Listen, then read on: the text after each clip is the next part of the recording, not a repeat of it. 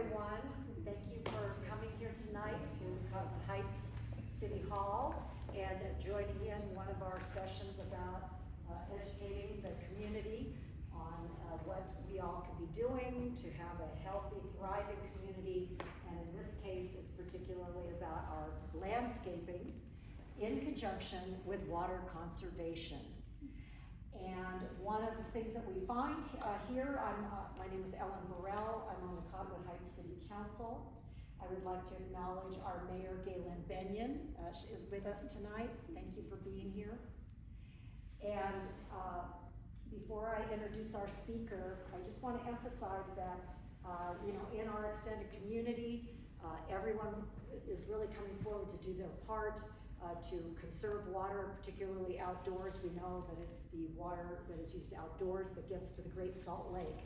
And so it's very, very important in a time where, from all the research I've done, it'll be cataclysmic. It'll be really devastating to our community if we don't restore the water to our Great Salt Lake. So if you weren't already tuned into that, being here tonight, you're really doing your part because you're figuring out how to keep your trees alive, but also figure out how we can all use less water outdoors. And I want to acknowledge Maverick Ye from our Cottonwood Heights City staff. He's in our planning department, and he's an award-winning, not just within, we think he's award-winning, but the state recognized him recently, and so congratulations on that, Maverick. And so I'm going to turn the time now over to Melanie Schultz. She's here from the Jordan Conservation District. Yeah, okay. Yes. only a small portion of the residents of Cottonwood Heights get their water from her particular service district. The rest of us get it from the Salt Lake City Public Utilities. But nonetheless, if you haven't, and here's a real plug, if you haven't been over to the conservation gardens that are offered for Jordan Conservation District, I highly recommend it. It's very nearby over in Midvale, just off 7800 South. We're we're in West Jordan, off of 1300 West. And isn't it is it 7200 South? Yeah. So I beg your pardon. I've ridden my bike over there. It's a wonderful bike ride. Yeah. Talk to me afterwards. The path. And so with that, Melanie, thank you so much for being here. She did say she was willing to take questions out of respect. If you just raise your hand if there's something that you want her to bring more clarity to, by all means. And then afterwards, I'm sure she'll take whatever questions you may have for her. Thank you for being here, Melanie. Yeah, thank you so much. Thank you, Ellen. And thank you guys for being here. I know hours are hard to come by, especially free ones. So I appreciate you giving one to me. I hope this class, you can learn something about how to care for some of our trees. And if you don't, I hope maybe you at least have fun. At least I try and make these fun. So if you're ever not having fun, let me know so I can do better. I like to start this class with the old Chinese proverb that is, the best time to plant a tree was 20 years ago, but the second best time is now. So thank you for being here, right? Let me turn this on. So there is so much to know about trees, and I love them, so I can talk about them forever. So I've tried to outline this class so that I can time myself and keep things moving along. But as we move through things, if you're like, I understand the watering, I'm more confused on the planting, just let me know and we can focus more on those sections. But we're really gonna go through everything from the benefits of trees to how you can get paid for putting them in your yard. So you all know this. This is why you're here tonight. Trees do so much for us, right? They are great water managers. So us, because we're owned and operated by the water district, that's our number one, I guess, pro on our pro and cons list, is that we want to make sure that our ecosystem is resilient and that we're locking as much water as we can, as deeply as we can. And trees are really great at that. And then they also do a lot of filtration for us, so it helps with our water quality being improved. Shade, biodiversity, they can increase your privacy, windbreaks, air pollution, and then you can also also save money on your energy bill. That's something called passive solar, where essentially you plant a deciduous tree that would lose its leaves in the fall on the south or west side of your house, so that in the summer when it's leafed out, it blocks the evening hottest afternoon sun, and then in the winter when the leaves are gone, it lets the beautiful rays of sun into your home, so it can help kind of combat needing to use AC or indoor heating as much. You still need to use it obviously, but it helps. And also, trees are just great because we love them, right? We know this. In areas where there are more trees, there's usually less crime in the area. It improves the economic value of the city. It can cut down on noise pollution. There's a ton of really cool research coming out of the University of Utah right now. There's an organization called Nature and Human Health, and they're doing research on all of the positive therapeutic benefits of being in areas surrounded by trees. So there's a lot of really cool stuff coming out. So let's start, right? We know why we want to put it in our yard. Let's start by planning for a tree. So how many of you here are planning on putting a new tree in your landscape versus you're wanting to learn more about managing existing trees? So managing existing trees?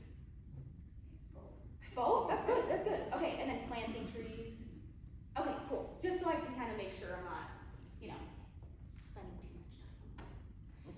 So, listen, I'm not a planner. I don't like it. You really should do it. You really should plan. It's good for you, it's good for your landscape, it's good for everybody. So, especially when planting a tree, it's so important that you go onto your landscape and do a thorough site analysis. This site analysis is basically, you're just saying what's up in my yard, right? Where is it? Where are the weird irrigation zones that are a little funky? Where are my existing trees? Where do I want more shade? Where do I have a noise problem? What about the microclimates, right? And in our own landscapes, there are a lot of areas that, there's radiant heat, and they can be a lot hotter than other areas in our landscape who maybe are shaded out and are swampy in some areas, right? There can be a vast range all in one landscape. And then we really recommend, when deciding where to put a tree, we recommend keeping it out of the lawn. There's a couple different reasons for that, which we'll kind of go through throughout this presentation. One, it's just better for the tree's health just generally, but it's also better for your maintenance. Then you don't run the risk of string trimming the bark off of your tree and then introducing diseases, or having your spray head, just slam into the trunk of a tree and then the dead spot right behind it. We're trying to eliminate that. And most importantly, look up the mature size of whatever species you're planting, because they will be so itty bitty cute at the nursery, and in 15 years it will be ripping up the foundation of your home. So don't let that happen. Don't plant a cute little spruce tree that you think is going to be a miniature spruce in a foundation planting bed, because it could be 80 feet tall. And then you're going to be like, this is bad. We're going to be like, no. So yeah, definitely plan. And with your existing trees, now is a really good time while you're thinking about trees to also say, what kind of trees do I have on my yard already, right? That can help you kind of figure out what already works, what doesn't work. Are your current trees healthy? Also, if you don't know, consider contacting an arborist. ISA is who you would want to hire, an arborist who has this certification. Essentially, this means they're actually a true arborist. Generally though, with your existing trees, if you don't want to call an arborist first, the general questions that an arborist will ask themselves is this tree over half diseased or dead? So if of the total canopy size of the tree, if over half of the branches are dead or diseased, that's a good time to consider just removing the mature tree. If you're already planning on doing tree planting at the same time, it's just kind of nice to two birds, one stone, one big construction project. If there's any structural issues, so if there's a hollow trunk, if you go up to your tree and you can, a lot of times this happens with our conifers in the valley because of those bark beetles. If you go up and listen to your tree and it sounds kind of hollow, that's a sign that its structural integrity is no longer with us, unfortunately. And so it could easily fall on cars or homes, and especially with our windstorms, like we just want to try and mitigate that as much as possible. And then also, do you like the tree? If there's an existing tree in your yard and you're like, I hate this tree, you don't have to keep it, right? Not every tree, we want to have as many trees as possible out in the world, but not every tree is a good tree, right? And that's just, there are some species like your tree of heavens and your Russian olives and maybe even your cottonwoods, sometimes in a residential setting, just don't make sense. And so you're like, okay, maybe it's not the right set or setting. If you have trees that you do want to keep during any construction project, just make sure that you try and take care of them, right?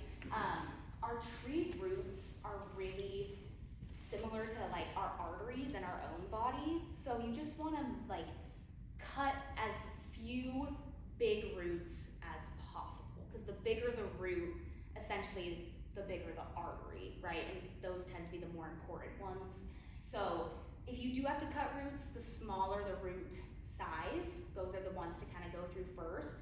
And then a good rule of thumb is you can hack away at about 25%-ish of your roots, but just try and leave like a good 75%-ish, you know, okay.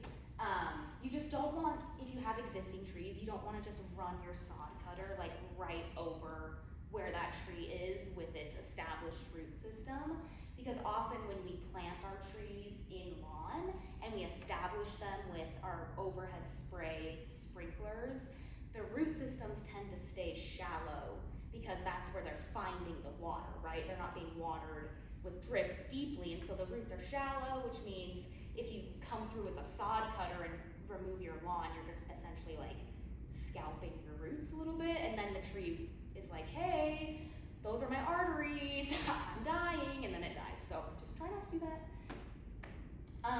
Any questions on that? I do have a question. Yes. So I have a pine tree. Yes. And I don't have a sodded front lawn. Okay. I don't have a drip system. Yeah. In that, for that tree. Yeah. So I'm thinking about changing the elevation.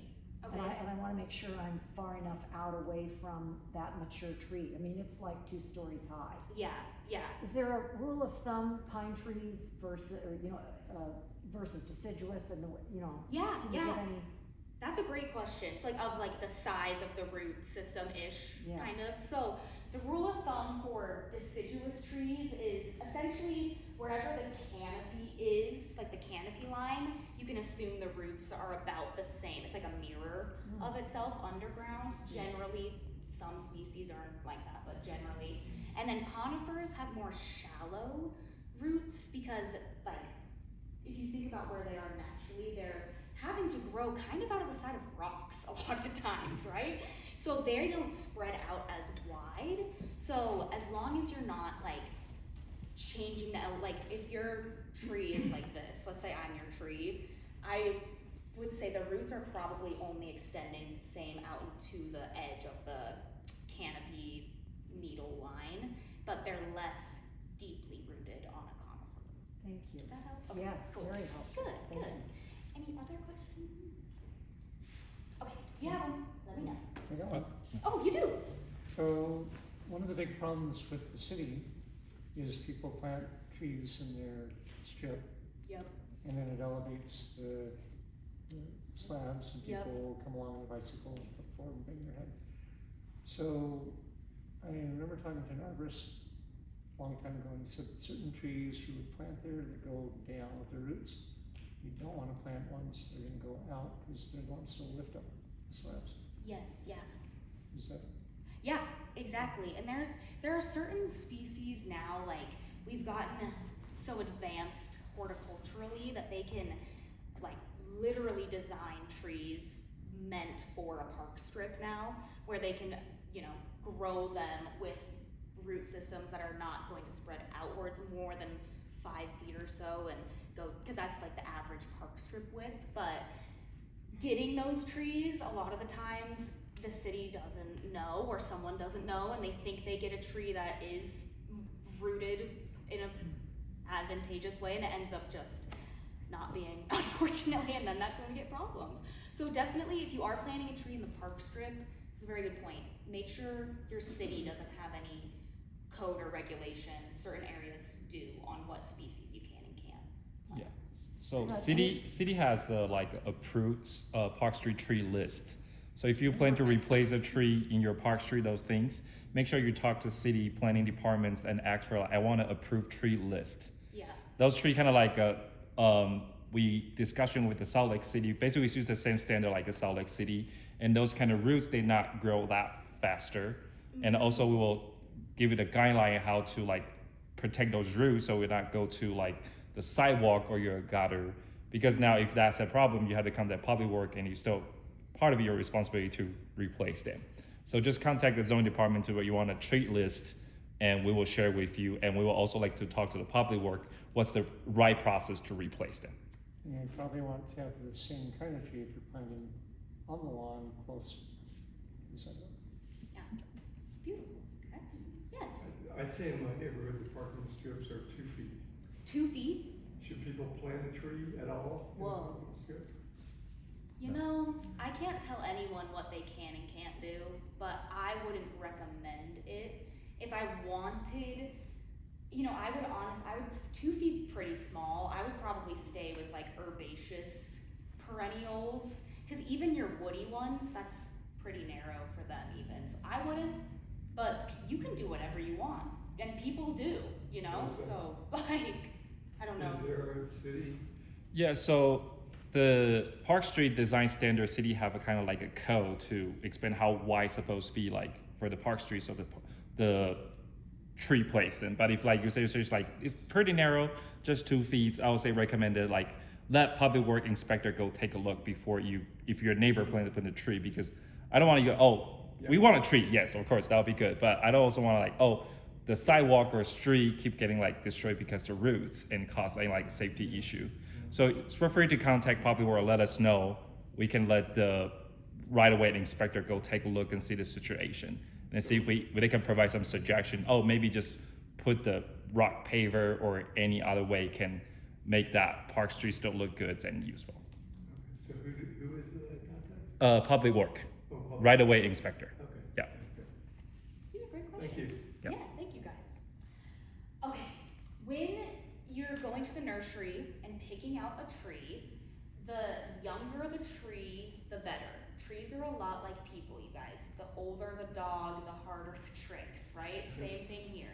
The younger the tree is, it says here caliper size. That's just like the diameter of the trunk, basically. A caliper is like a little tool they use to measure it. So the smaller the caliper, the better. And that's because your tree roots, as they age, the type of wood that they're made out of changes as well.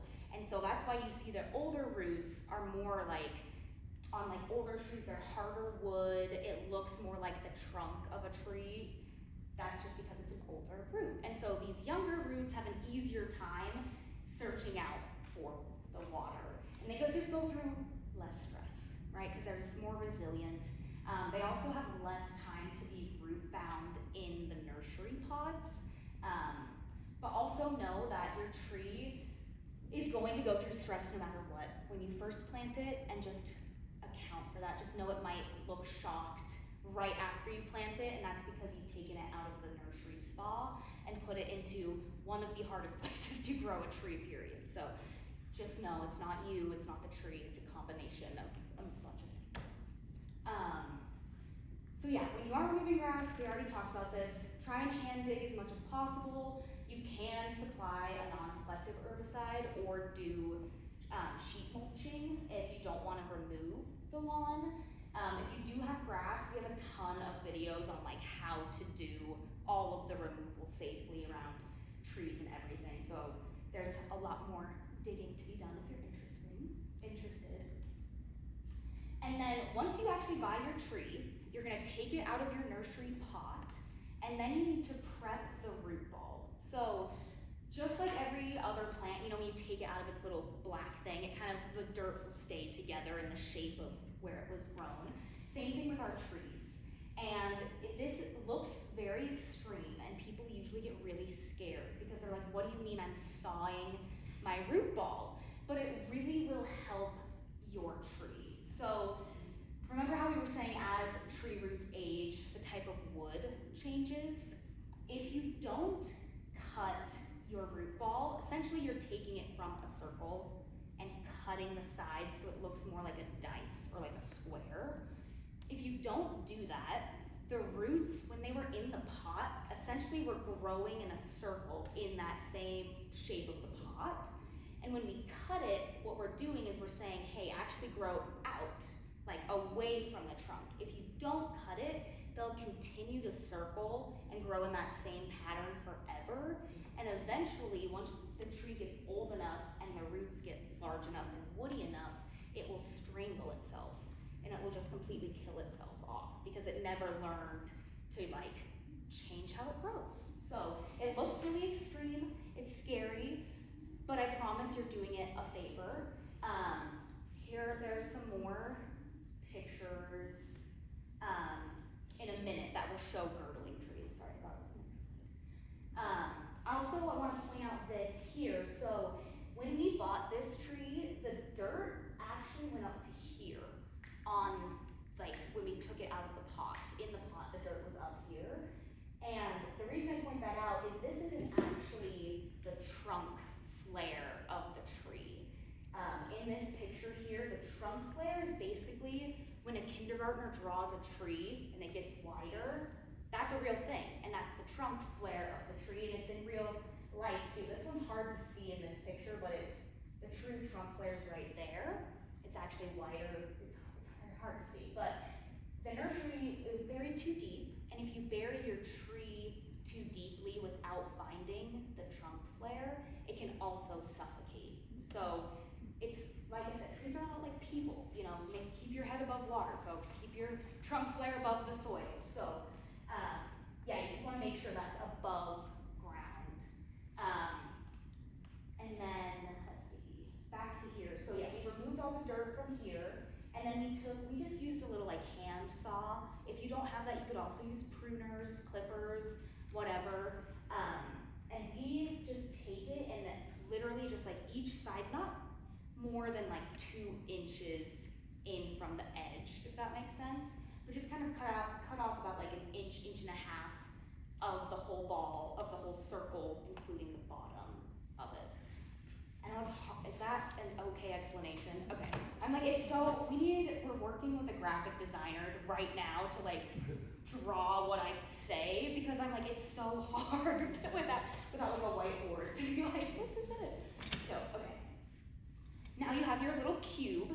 You're gonna wanna dig a hole that's 2 times as wide as your cube, and you wanna make sure you dig your hole after you've cut your root ball, because otherwise if you dig your hole first, your root ball is gonna end up being a lot smaller than what you took out of the pot, and then you've just spent a lot of time digging a really big hole that you have to backfill before you even plant. So just make sure to wait. And the reason we do it 2 to 3 times as wide is just to give the baby roots a little bit of an advantage when they don't have to work as hard to like break apart our soil if it's kind of already been broken apart for them. But we don't recommend adding in any soil amendments unless you know for certain in your area that you would like to. That's totally fine. The reason we discourage it is just for the same reason of like trees are like people. If you baby them, we worry that the tree roots will just stay almost in like a faux pot of the nice soil and the nice nutrients that you're giving it, and it won't ever want to establish itself in a kind of our more less cushy native soil. So that's the main reason why we discourage it. But that being said, there's a lot of stuff you can do if your tree is struggling to like make it healthy again. So yes. So you're gonna have a very large hole that's gonna have gaps soil's eventually just gonna collapse in on itself? Yeah. Is that what you're saying? Yeah, totally. And you can put, like, you'll backfill the native soil just right in over the, like, let's see. Like here, we would have just put this in the ground and then just put the soil that we dug up back all around it. And then you can mulch, over that. Here are some pictures of what I was talking about earlier. If you don't prune the root ball, you can see the roots will just keep growing in this circular pattern forever, and as they get bigger, they just kind of strangle themselves. So this is so sad. I'm like, wow, no. This is a very shallowly rooted tree, which we don't love, but a good visual example of how we would like our roots to move away from the trunk. I like to think of it as like spokes on a bicycle wheel. Like the more spokes you have, the more access to different water sources you have. Oh, here's a picture of us putting the root ball in the soil. And then, so we would backfill everything with our native soil. And then it's important that you compact your soil down. So a lot of times when people plant a tree, you see them kind of like stomp on the dirt right where they planted it.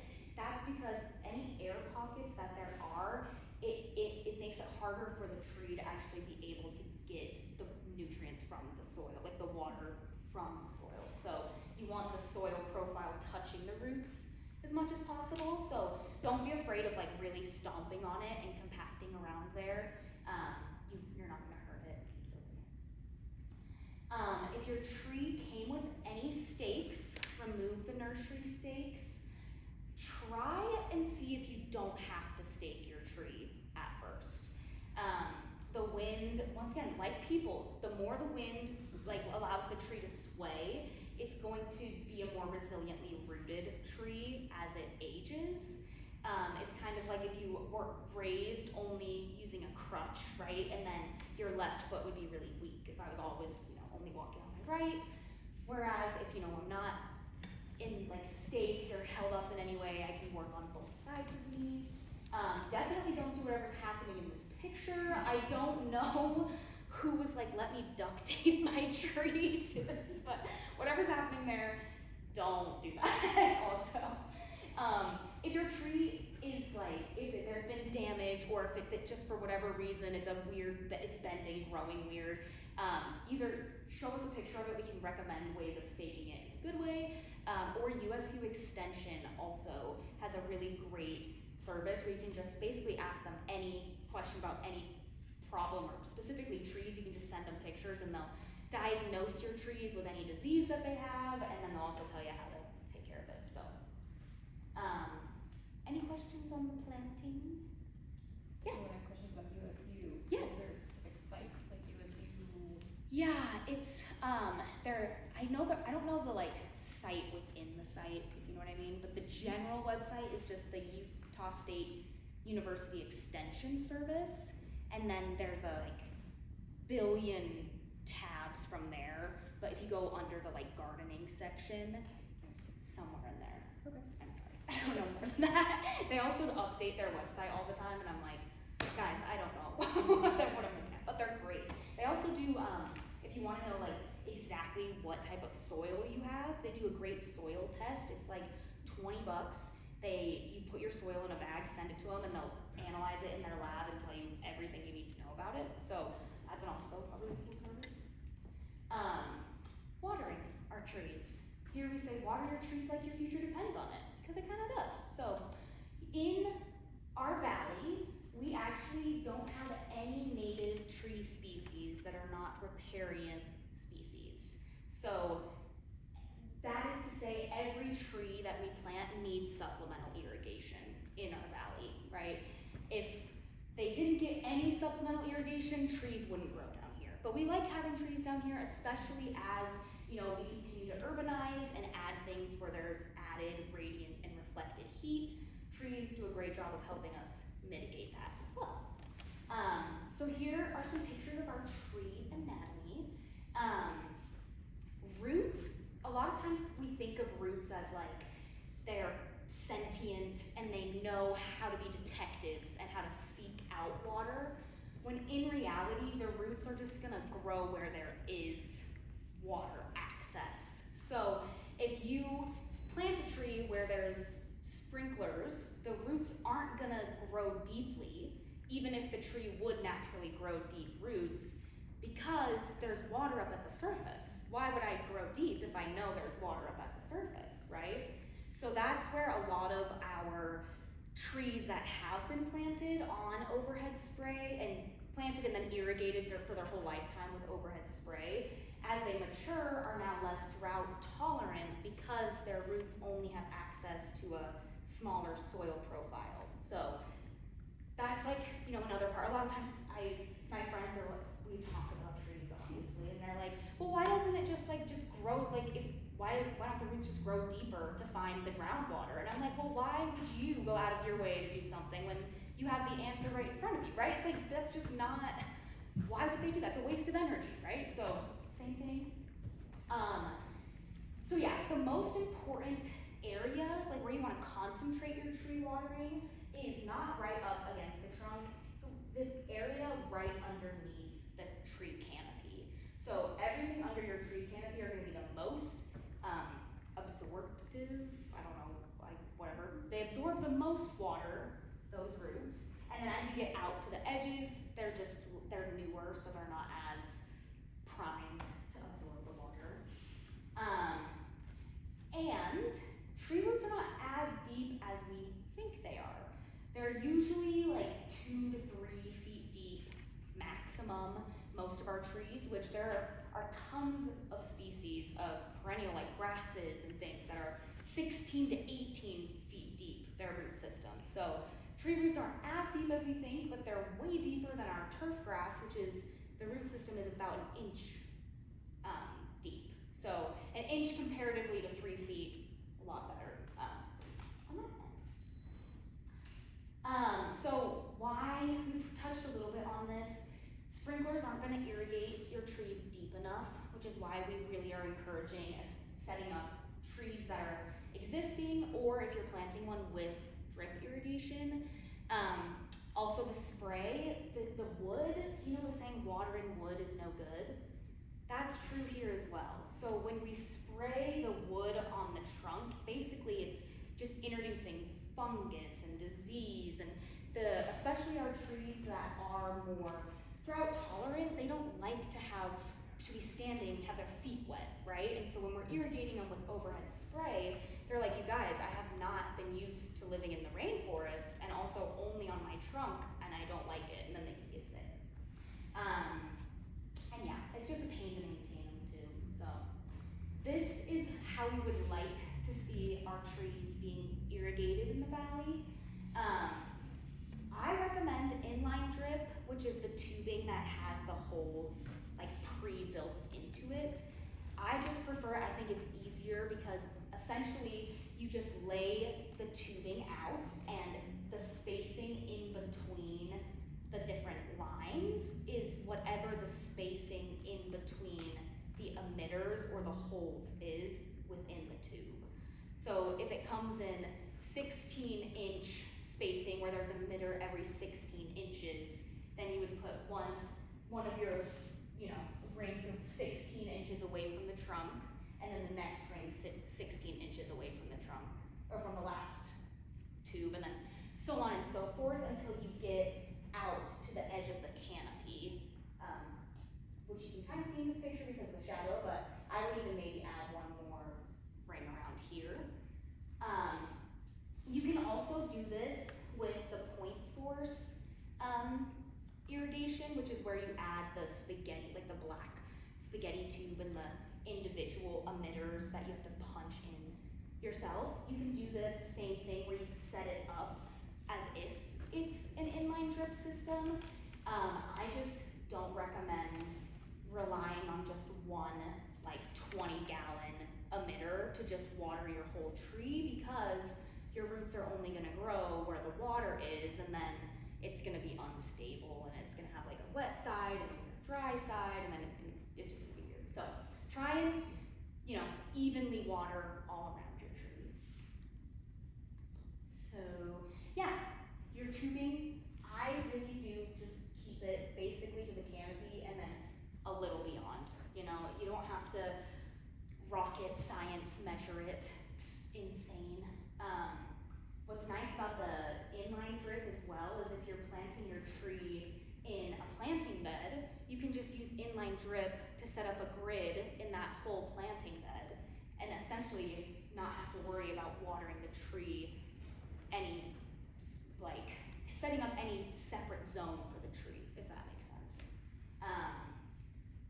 Your drip spacing, there's different options like 12-inch spacing, 14-inch spacing, 16-inch spacing. You choose your irrigation type depending on your soil type, not based off of whatever species or type of plant that irrigation's watering when it comes to drip. And that's because basically our soil is like a sponge, and so it can only hold a certain amount of water before water's not gonna be absorbed by the sponge, it's just gonna run off the sponge, right? And so depending on your soil type, you either need to admit a little bit of water multiple times if you have more clay soil, so that it gives time for the water to seep into your soil, so you're not having it pool on the surface and then we're losing it to evaporation or runoff. But if you have sandy soil, you want to be watering less, the duration is longer, less frequent. So sorry, saying that every time. Sometimes I say sandy first or clay first, and then I'm at the end of it and I'm like, wait, what have I said? But just know you're picking it based off of that, and then the run time, so how long you're programming it, like 15 minutes, 20 minutes, is gonna be based off of the species of whatever the irrigation is watering. If that makes sense. Oh, here we go. This is what I was trying to say. So, if you have clay soil, it's gonna pool more easily. So you want the emitters to be spaced farther apart. With sandy soil, our water can just shoot straight down through it, so we want our emitters spaced closer together. Up here, honestly, it's probably a mix, but leaning more clay. In general, the closer you move to the Jordan River in our valley, the more clay your soil is gonna be, just because all of those fine silty particles have kind of all ended up down where the Jordan River is, and then the higher up on the bench, the more sandy it is because of our Lake Bonneville situation where we used to be an ocean. I'm crazy. So you're somewhere in between. That's how I just generally do it in my head. But you can also do that soil test with Utah State. And here's an example of where we had a tree that was an existing tree, and we were kind of retrofitting this old planting bed and doing a new planting design in there. And so when we removed everything, we had our drip exposed, but you can see this tree is still getting irrigated in this bed by the drip system that's set up, and then you can just plant whatever perennials you want into this area, and that you don't have to worry about putting individual emitters to individual plants and like adding emitters as your trees mature or as your perennials mature. You're just watering your planting bed. So it's just a little bit easier to set it up that way. This is a bad example, and this is a real example. I won't say where I took this picture, but it was crazy, and it's not uncommon. This tree is being irrigated by one little line of drip, and this drip is emitting 2 gallons of water an hour, and it's just not gonna live. It's in a parking lot also. It's like the radiant heat is probably too much for this little guy, so definitely we are the water district. Water conservation is our thing, but the amount of water that you're going to be quote unquote wasting by having a setup like this is negligible when we get the return benefits that a tree provides. Like the water you save here doesn't outweigh the loss of the tree services that could have been provided, right? So there's it's a hard balance because we don't want to just save all the water and then never irrigate anything, because then we wouldn't have anything, right? Because that's just like we live in a desert. So we just want to make sure we find a happy medium. This is another one that we see all the time, base of the trunk. The trunk isn't gonna be the area that's taking up the water, so try, if you see this, you know, scooch it back a little bit. And yeah, point source isn't generally recommended for watering trees, just because it's only putting out the water in like those specific areas where it's pointed to, if that makes sense, rather than a more generalized area. When you do newly plant a tree, you will need to supplement your irrigation, even with the drip setup, with just supplemental waterings, probably for the first year or two, depending, especially as our seasonality kind of changes in the valley. It's really like you have to just call it based on what's happening outside, which is kind of hard, but like this past summer, I wouldn't have said to people like, oh yeah, you definitely need to start, you know, picking up on watering your evergreens and your deciduous trees again back in February and March. But this year we needed to because it was so hot so soon and we didn't get any of the snow runoff or snow melt or precipitation that would have irrigated those trees otherwise. So it's hard, right? It could be a year of establishment watering, it could be 2. You don't just see how it goes. And if you're having trouble, give us a call. We'll try and help you. We recommend directly, like as soon as you finish planting, 15 to 20 gallons-ish. Yeah. I'm just looking at the picture you. Yeah. I have a 1/4-inch drip. Okay, yeah. That's not a 1/4-inch drip. Yeah, this is like a 1/2 inch, I think. The 1/4 inch should be fine as well. Okay. Just look at the, on it should say like the emission rate per emitter. Just make sure you have enough emitters that it's around So that. maybe do it longer. Yeah, exactly. Yeah. Great question though. Yeah, because a drip will come in all different like sizes, shapes, colors, craziness. Just make sure you, like if you're buying tubing with the holes punched in it, that they're the real like emitters are in the tubing. It's not just holes punched in a tube, because then there's no way to track the actual rate that the water is coming out of the holes. One other thing I did was I didn't Yes. put fabric or whatever Yeah. over. Sorry, what you were going to, or? I did put Okay, over the tree or over the? over the emitters. Oh, yeah. You can totally do that. It was like the weed fabric-y Yeah. stuff. Yeah, you can totally do that. We recommend burying your drip under something regardless. The weed fabric, a lot of people like, just be careful. People think that it means that no weeds will ever grow in that area, and that's not true. So just know that is my only warning there. But One other thing is I then put rocks over it. okay, yeah. How do I know if things working or not? Yeah, I was gonna say, that's the only downside with that is the way to know if drip is broken is it will pool or like spurt up. So it's hard with the fabric to see it as well. So I don't know. Okay. You'll probably be able to like feel or like a temperature difference too if there is pooling. But yeah, we usually just do like a thick layer of mulch so that if it does break, we kind of see, we're like, oh, it's broken. You'll know, even if it's buried under something, because you're like, that's broken. Now, I read a lot of things that say if you're mulching, you should do 4 inches of mulch. Yeah, it's a lot, and that's for rock mulch too. Like, it can be a combination or, you know, mulch is, I think a lot of times we think just of like the bark, but it's anything that's covering the soil. So, yeah, and that's just, the deeper your mulch, it helps retain more water and keep the roots of your plants cooler, but it also is eliminating the like poor space available for weed seeds to germinate. So like the deeper the mulch, the more sunlight is blocked out, and so then weed seeds can't grow.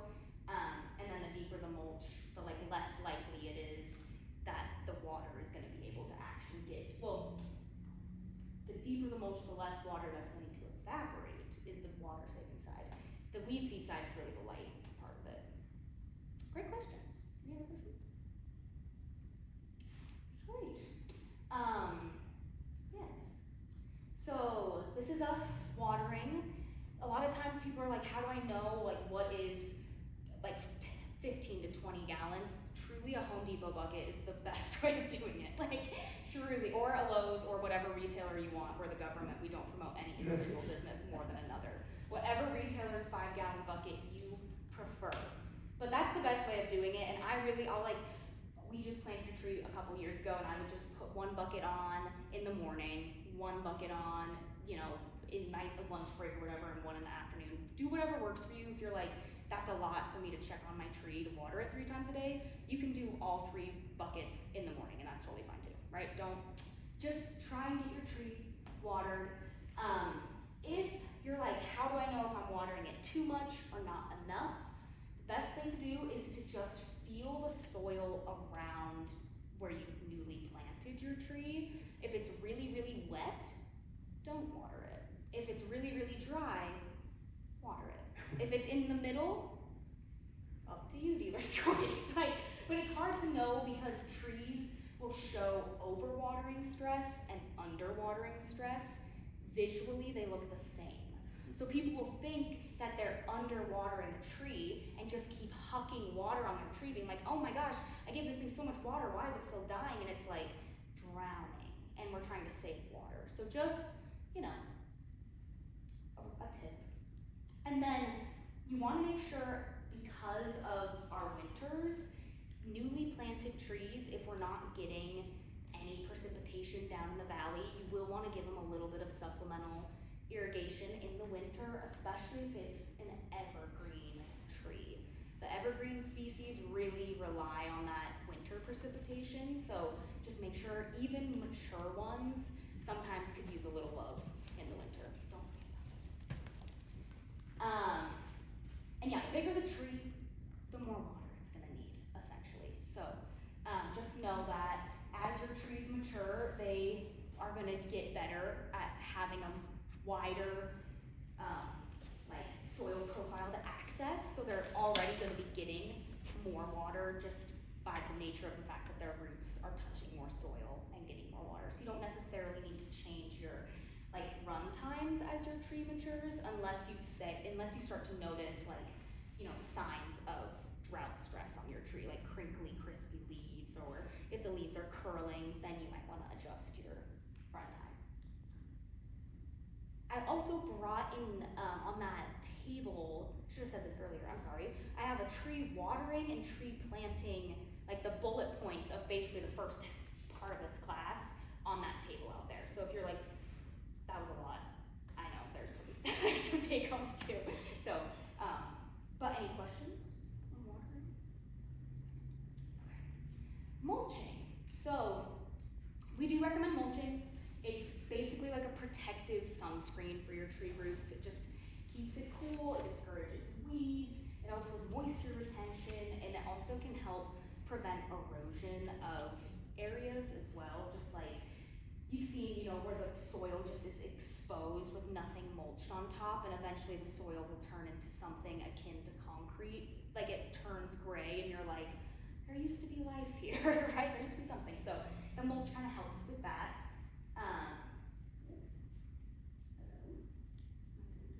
Oh, whoa, okay, crazy. These are the 2 types of mulches I would avoid specifically pertaining to trees. If you want to use these in other areas of your landscape, that's totally fine.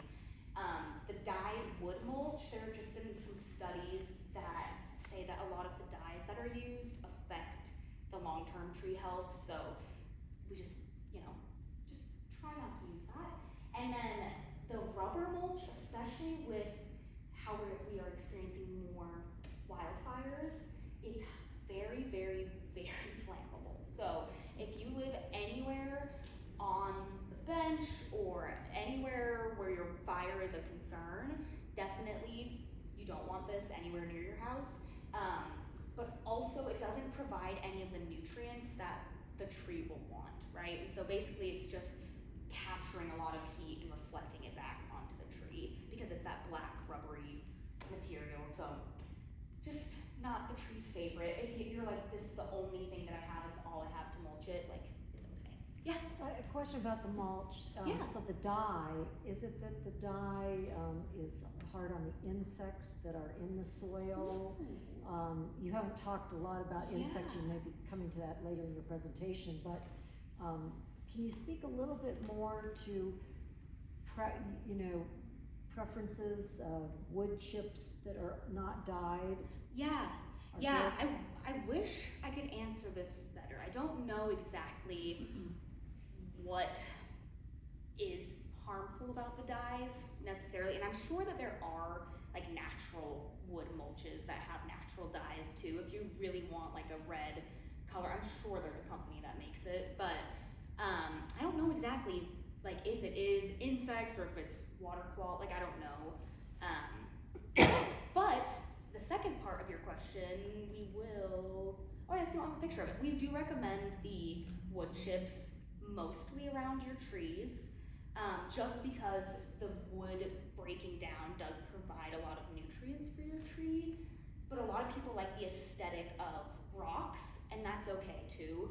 Just know that the rocks aren't going to provide that nutrient source, so you might need to add supplemental nutrients to your trees. Just because our soil in Utah, like we don't have super iron rich soil, so a lot of our trees get chlorosis from the lack of iron, but something that helps that is the breaking down of wood mulch. So that answer it. Sorry I couldn't answer the No, first part. no, thank Second you. part? Second part okay? Yeah. How often do you replace the mulch? I assume you have to replace it. Yeah, you do have to replace the wood chip mulch. It's dependent, but usually every 2 years-ish.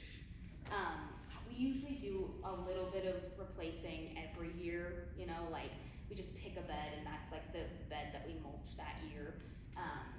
But yeah, you can also see it like when you first put on that 4 inches, you'll be like, this looks crazy, this is a ton.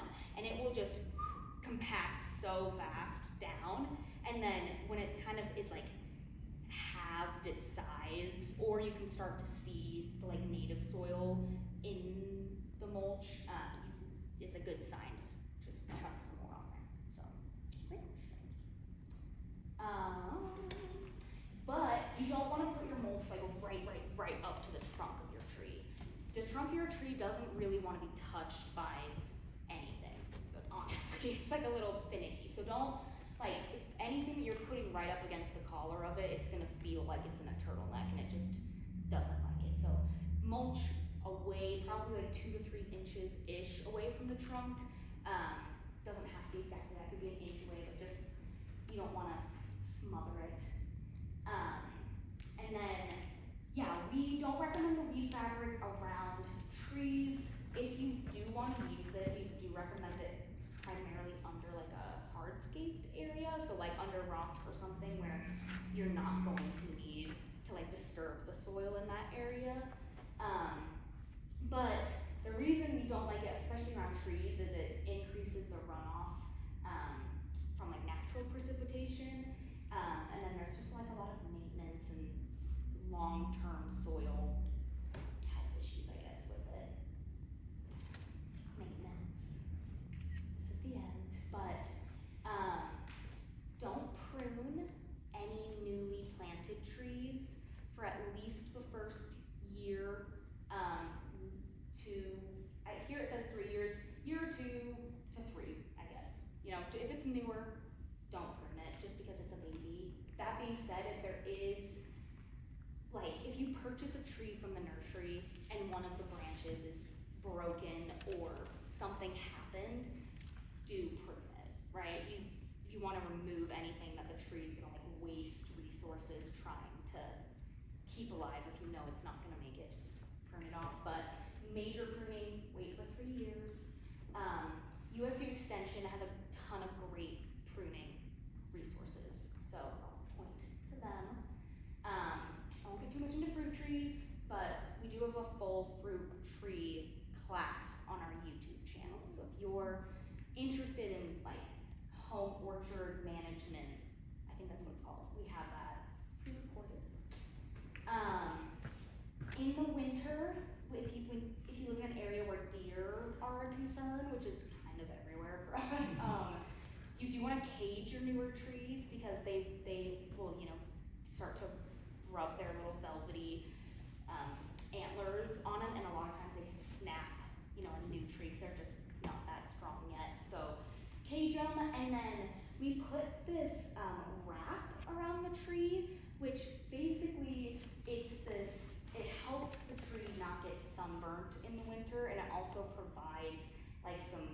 it's like a little coat for the little baby tree. So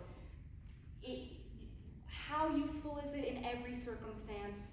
Hey, you know, that's up to you. But we do it for our new trees, but we're also a garden where our trees need to look really perfect, so you know what I mean? And then maintenance-wise, just make sure you're removing any suckers that you see popping up.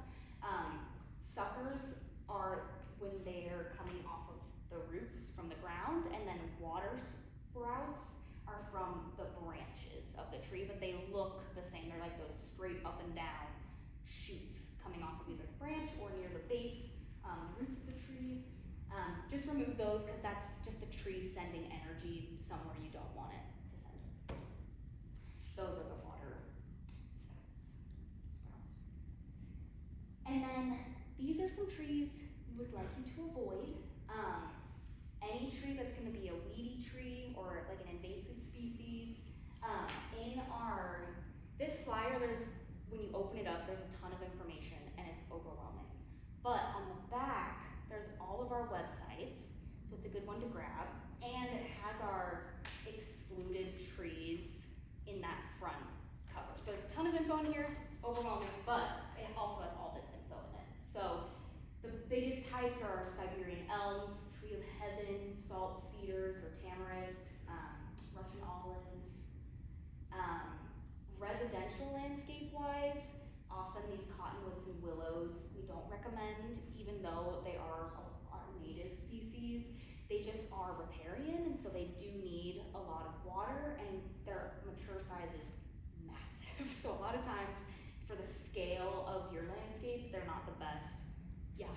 So the tree of heaven, I mean, those just sort of plant themselves, yes? Yes, So yes. do we just cut them down as soon as we see them? Yeah, we cut them and then we will paint like an herbicide onto the stump of whatever we cut. So if you go to whatever retailer and ask like, hey, I have a tree of heaven, what herbicide should I use? Because with them, because they're so good at growing, you do really need to like bring in the reinforcements. So. Well, we have a lot of them growing behind our property, and everybody loves them because they provide shade. Yeah. But they're not very sturdy trees, right? Yeah, and they're not sturdy, and they'll outcompete basically anything else that wants to grow there.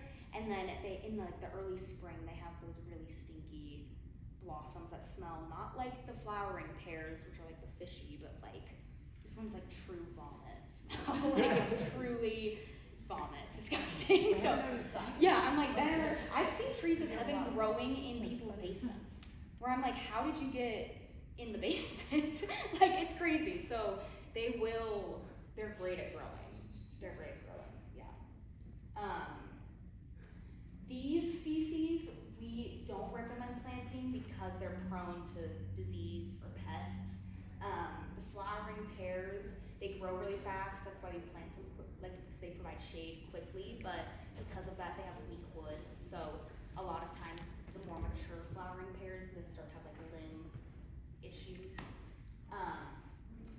And then maintenance issues, aspen trees, they like to be up at elevation. So when they're down in the valley, they're just not happy. And so that's why they send out all those runners all the time. And then you're gonna have 1,000 aspen runners in your lawn, and it's like craziness. And eventually they will die. They just don't like it down here. This is on our website, which is this middle one on the back of that pamphlet. And it's our plant database. So you can go on here and you can filter by anything that you want, but you can filter specifically by trees, park strip trees, or like canopy trees, evergreen trees, and you can just look through and see what do you like. And we have tons of information on the species, and we have pictures of them in all seasons, so you can kind of see what you're getting. And then our tree bait is in association with this. So it's our landscape incentive program where if you are removing lawn or if you're replacing sprinklers with drip irrigation, you can also participate in the tree bait where it's $50 per tree up to 10 trees. It's not a standalone program. So you have to be removing lawn or switching to drip in some capacity, but this is for all of Salt Lake County. So county countywide. And then that's the end. So I thank you guys for being here. I'll hang out if anyone has specific tree questions. But yeah, seriously, thank you for coming. If you liked it, come back, come to the garden, and yeah, get home safe, everybody. So thank you. Thank you. Okay. Thank you very much for coming. For tonight's class, we recorded, so we're gonna post on the city social media and the YouTube channel. So if anything you want to listen again or repeat it, just go. They're probably gonna post Monday or Tuesday since tomorrow close. Okay. And if you guys think about any kind of this kind of like landscape class, you guys interesting like water or any like this landscape things, feel free to email to the zoning department or come talk to the city planner. We try to work with the water districts and see what kind of class you guys interesting. Even they don't have it, but we can work with them and see if we can prepare more this kind of class to help our community, help our garden, and save the water, save the money, and also the nature resources we have. So let the zone department know. You're also free to talk to your council or talk to mayor. They will let the planners how we can prepare to help you guys better. Thank you. Thank you.